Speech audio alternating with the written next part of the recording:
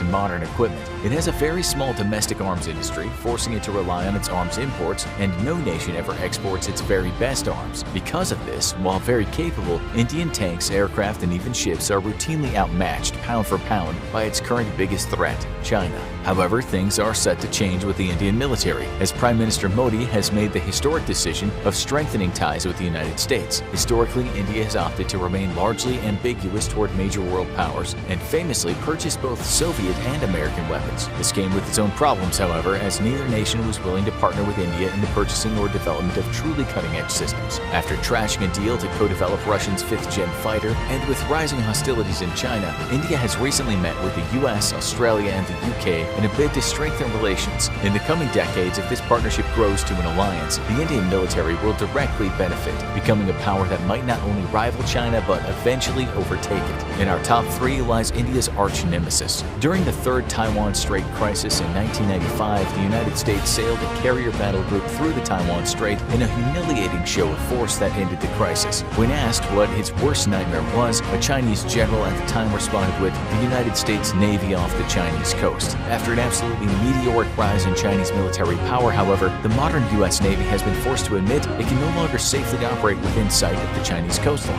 20 years ago, China would have struggled to earn a spot in this top 10 list of the world's most powerful militaries. Today, we aren't even sure if we can predict China won't topple Russia for the number 2 spot in 2022.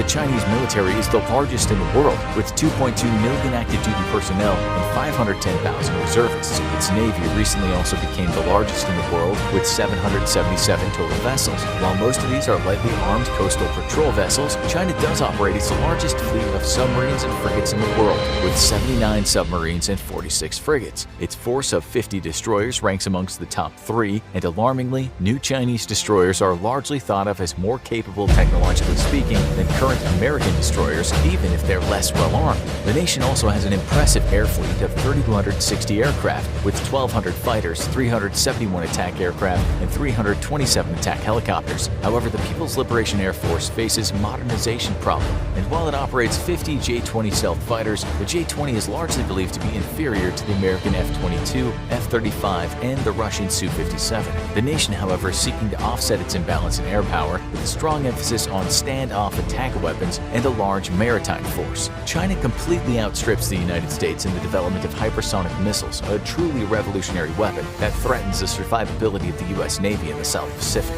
Its expanding fleets of amphibious assault ships are a critical threat to Taiwan and other South Pacific nations, and its militarization of islands in the South China Sea has led to a string of unsinkable aircraft carriers that the U.S. Navy recently admitted it could not challenge without pulling resources away from other parts of the war front with the country. A robust defense industry sees China dominate the number 3 spot, but the economic and demographic problems faced by the second most powerful military power will almost inevitably lead to China overtaking it as the number 2 military in the world.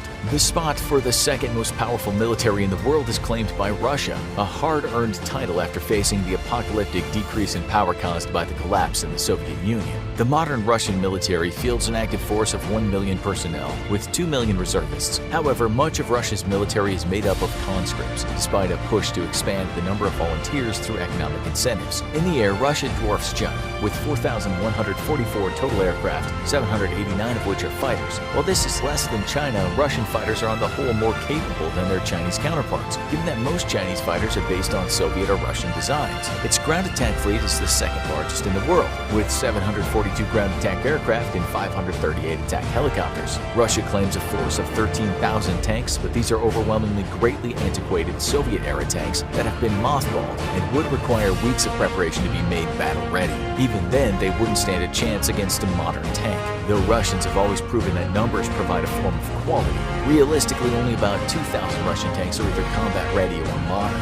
The Russian Navy is the second largest in the world, with 603 total ships. However, the Russian Navy best exemplifies the real problem with the Russian military. It has a great deal of equipment, but very little of it is truly modern. A host of economic issues, including sanctions over its actions in Crimea and the exodus of its population seeking better opportunities elsewhere, is placing its future in serious danger. Today, Russia has a very troubling population growth rate of negative 0.2%. The Russian military is a paradox of very capable weapon systems based on on antiquated platforms. Its navy is largely made of Soviet-era holdovers, and yet its ships, while individually outclassed by other nations, are still equipped with some of the best missile systems in the world. This is a problem that plagues Russia, as the nation is unable to raise the funds to modernize its military, leaving it in serious jeopardy of losing a conventional war. After it was slapped with sanctions in 2014, the nation was unable to procure much of the dual-use technology it relied on from the West for its reconnaissance satellite fleet, and its lack of drones and other recon assets, as well as very few smart weapons, makes it difficult for the Russian military to accurately target its advanced weapon systems. While today Russia remains a powerhouse, most of its strength comes from its massive nuclear arsenal. As its economy continues to shrink, Russia is very rapidly approaching sharing the same fate as the UK, becoming a power forced to hide behind its nuclear shield and unable to project power far from its own shores. In 2022, Russia will likely retain the number 2 spot, but it's unlikely to hold on to it much longer. Due to its trajectory, it's hard to see a future where the country will be able to overtake the number 1 military power in the world. The United States continues to dominate as the world's sole superpower and the most capable military on the planet. However, the gap between the United States and Russia and China has been greatly eroded in recent years, and many now question if the US can truly fight and win a war against either rival. Its active duty force consists of 1.4 million personnel, with a reservist force of 846,000. Unlike most other nations, however, the United States Reserve Force not only receives regular training, but is equipped with modern equipment and routinely saw combat operations during the US's most recent wars. This makes the US Reserve Force alone as fully capable as many of the militaries on this list. In the air, the United States is unchallenged, with the world's largest air fleet of 13,233 aircraft, including the world's largest fighter fleet of 1,956 aircraft. Air power is a very big deal for the US military, and it also retains an air attack fleet of 761 aircraft, notably including the world's only fleet of stealth bombers. On the ground, however, the US has only the world's 3rd largest fleet of main battle tanks, but each and every one is modern and extremely capable. While the Abrams might be aging in design, routine upgrade packages provide improved electronics, sensors, and optics, and even armor upgrades. However, the venerable tank is facing new problems, namely that the latest upgrade packages pushes its weight to almost 100 tons, entirely too heavy for the tank to be transported by conventional methods. Having one of the world's best tanks means nothing if you can't ship it to the fight. The US Navy is only the 4th largest, but it's by far the most capable. Its 490-ship Navy consists of 11 aircraft carriers and 10 assault carriers, the largest amphibious assault fleet in the world. 92 destroyers and 68 submarines make up the backbone of the US Navy, and both the destroyer and submarine fleets are receiving upgrades in the form of the DDG-X program, which aims to produce a new class of destroyer, and the Virginia class, which is even now coming into service with the US's submarine fleet. The US is a world-class power, but it suffers from 2 critical weaknesses that endanger its ability to fight and win future conflicts. First, the US has been completely outmatched in the development of conventional breakthrough technologies such as hypersonic missiles. While the United States was focused on developing weapons and systems to defeat asymmetrical foes such as terrorists and insurgents, China and Russia both developed a robust hypersonics program.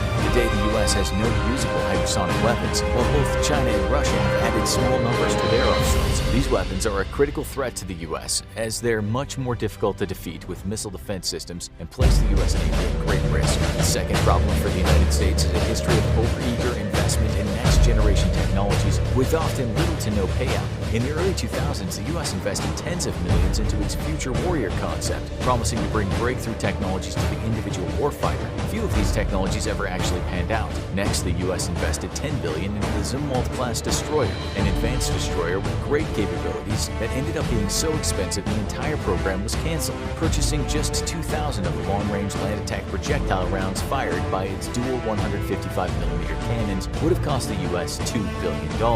The Littoral combat ship promised to give the US Navy a cheap, mission-flexible craft capable of undertaking a variety of tasks in the littoral waters of hostile coasts. Ultimately, every LCS has been ordered for early retirement due to a long string of failures with various ship systems, and the fact that the ship is rated as non-combat survivable due to its poor design and lack of armament. Since 2015, the US has started fielding the F-35, which is rated to cost the American taxpayer almost $2 trillion across its life cycle, making it the most expensive weapons program in history. Despite many claims claims of its capabilities, though, a growing chorus of voices have been warning of serious concerns over the plane's ability to fight and win against potential Chinese or Russian adversaries. The U.S. Air Force and Navy both have lost so much faith in the F-35 that they've actually decided to purchase more F-15s and F-18s respectively, attempting to build up a 4.5 generation fleet of aircraft should the F-35 prove a dud in combat. If the United States is to remain number one, it needs to address critical shortcomings in R&D, as well as stop wasting procurement and development funds on technological boondoggles. Despite these serious shortcomings, the United States remains the world's premier military force, and that's unlikely to change at any time in the 21st century.